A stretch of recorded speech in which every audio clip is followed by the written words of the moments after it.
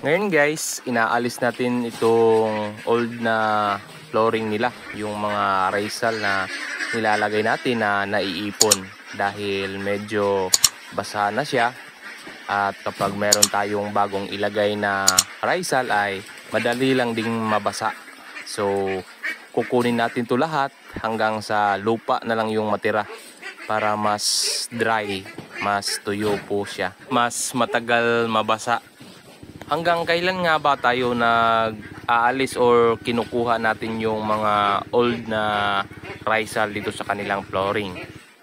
Every 4 months po tayong nagkukuha ng kanilang old raisal. At meron tayong mga tips kung ano yung unang dapat gawin para maiwasan natin na mas ma-stress yung ating mga itik pag alis natin ng mga old raisal dito sa kanilang flooring. Unang-una, magbigay tayo ng electrolytes ng isang araw, then pagkabukas tsaka natin kukuhanan ng raisal. Pagkatapos nating kuhanan ng raisal, sa araw na yan ay magbibigay din tayo ng electrolytes hanggang sa kinabukasan. So 3 araw po sila natin bibigyan ng electrolytes sa umaga. Yan po yung hindi namin nagawa sa unang box na nag-alis kami ng old raisal sa kanilang flooring. Ay after mga 2 weeks ay unti-unting nagda-drop yung kanilang production. Saka na lang namin napansin na na-stress pala sila nung pag-alis namin ng old raisal sa kanilang flooring. Ngayon naman guys, magbibigay tayo ng Madre de Agua leaves. Ito po ay isang organic food ng mga itik or ng mga ibang hayop. Masagana po ito sa protina. Bukod sa protein na makukuha nito, ay meron pang ibang mga benepisyo na maganda sa katawan ng itik. Unang-una ay mas maganda mag-digest yung kanilang katawan sa feeds. At pangalawa naman, pangpaganda ng bowel movement sa ating mga alagang itik. Nang sa gayon ay ma-absorb talaga ng kanilang katawan yung mga nutrients na makukuha sa kinakain nilang feeds. Dahil yun, makapag-perform sila ng mas maganda na pangingitlog. Sa pagkuha naman, talagang inuubos natin yung mga dahon na bata pa. Mula sa dulo ng dahon, doon sa mga bata na dahon ay siguro mga 4 na dangkal pa atras yung ating kinukuha. Para naman ang ating maibigay na mga dahon ay medyo malalambot pa. At binibigay din natin to kaagad para presko pa pagkain nila. Atin lang itong isasabit doon sa kanilang division para yung 2 box na po yung makakain. Mas maganda din sa ating Madre de Agua na ganito yung pagkuha natin para mas dumami pa yung mga sanga niya. So parang tinitriman po natin. Madami yung tutubo ng mga sanga-sanga. So sa next harvest natin ay madami na tayong makuha na mga young leaves.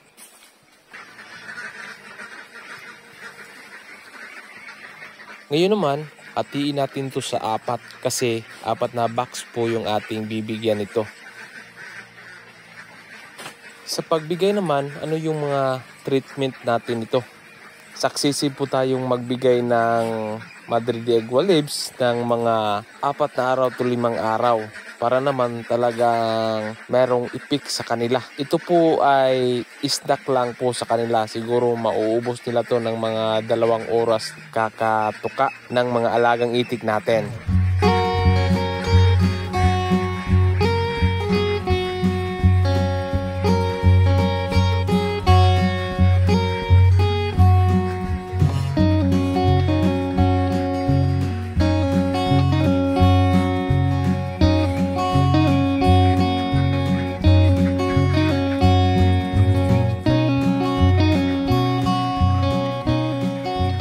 Tinatalian po natin para atin na lang isabit doon sa kanilang division. So 2 box na yung makakain ito. bakit natin hindi china-chop-chop at hinahaluan ng darak then tsaka natin pinapakain sa kanila. So isa lang po yung reason natin para mas mapadali po yung pagbigay natin sa kanila at hindi din masyadong tarbahoso. Sa mga grower stage ng mga itik, doon sa mga palakihing itik natin, pwede po natin gawin yon. I-chop-chop natin yung Madre de Agua leaves at haluan natin ng darak at konting feeds. Then, tsaka natin ibigay. Sa ganung pamamaraan ay makatipid po tayo.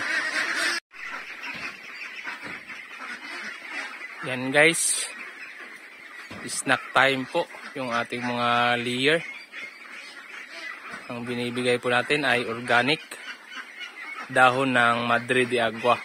So ayan, dahil malago na din yung ating Madre de Agua simula nung hinarvestan din natin. So ayan guys, kada box guys ay nagbibigay po tayo. So talagang gustong gusto nila na may mga green leaves, kasi nga fully in-house na po sila, hindi na po sila nakakakita ng damo or nakakain ng mga damo-damo. So mga ilang minutes ubos na po yan yung Madre de Agua na ating binibigay. Ayan.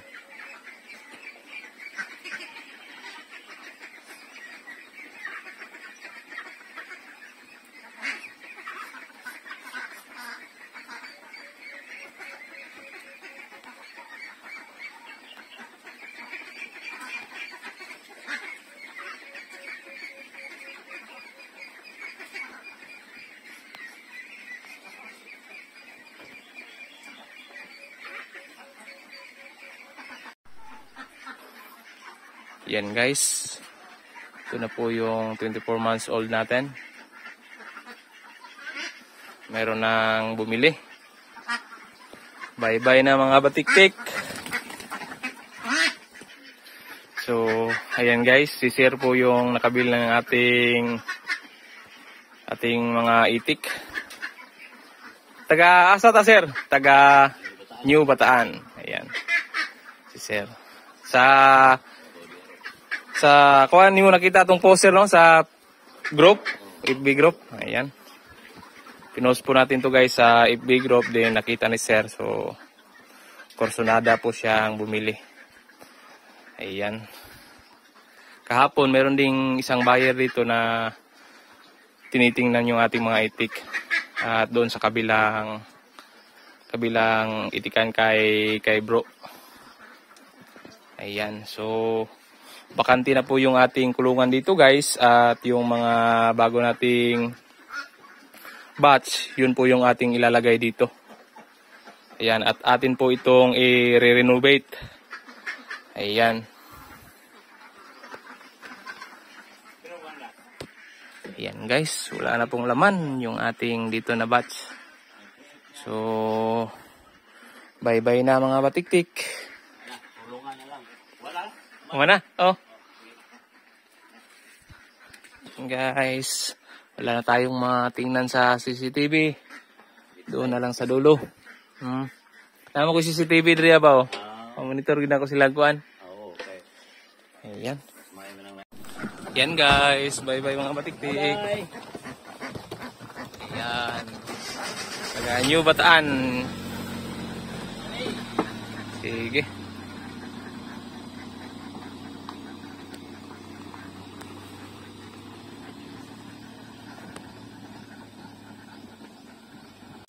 Kung makikita nyo dito sa ating likuran ay wala na pong laman yung ating kulungan dito, na ito yung pinakaunang per box natin. At meron tayong record mula pagkalipat natin sa kanila dito. So meron talaga tayong basihan kung ilang average percent sa guys, 18 months pala sila ditong umiitlog guys. So, isa't kalahating taon po sila umiitlog dito. Dito na batch. At atin pong na-compute nasa 64% egg production. Average po yan sa dito na batch sa isang cycle. So, talagang mas pinapa-improve pa natin guys, mas inaaral pa natin para makuha natin na mapataas pa sa 64% average per cycle yung kanilang production. So, tayo, masaya na tayo niyan kasi nga dito na batch ay kuha lang yung kapital nila nasa mga 10 months. So, bawi na tayo dito. So, yung 8 months ay income na natin yung mga sobra nila sa gasto sa feeds. So, ayan guys. Kung makikita nyo, wala na pong laman yung ating, dito po yung 160 heads natin. Then, nagdagdag tayo doon, naging 200 heads. So, ayan po.